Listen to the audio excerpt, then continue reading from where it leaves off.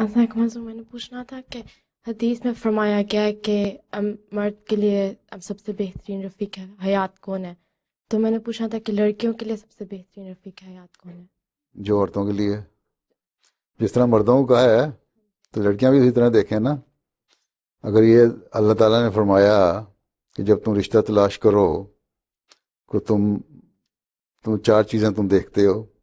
تم کسی کا خاندان دیکھتے ہو، تم کسی کا دیکھتے ہو کہ دولت اس کے پاس کتنی ہے، پیسہ کتنا ہے، امیر ہے کہ غریب ہے.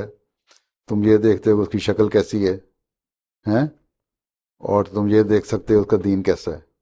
ٹھیک. تو سب سے اچھی چیز جو ہے تم دیکھو تو وہ یہی ہے نا کہ دین دیکھو. یہی کہہ رہا ہے نا، یہی سوال ہے نا تمہارا، ہے نا؟ اسی کی بنیاد پر رہی ہے نا سوال.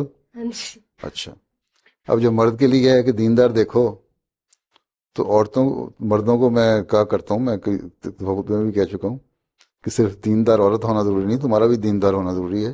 ایک دیندار لڑکی، اگر لڑکا بدماش ہے تو اس کو کیا ضرورت ہے اس لڑکے سے بیاہی جائے؟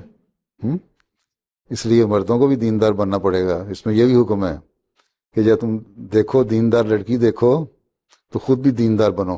ہیں آپ تو تم کرتے رہو عیاشیاں اور لڑکیوں کو آپ نیک رہو، یہ تو نہیں ہو سکتا. ٹھیک ہے، اس لیے تم لوگ وہی دیکھو جو نیک ہو. ٹھیک ہے، جو نیک نہیں ہے اسے نہ کرو.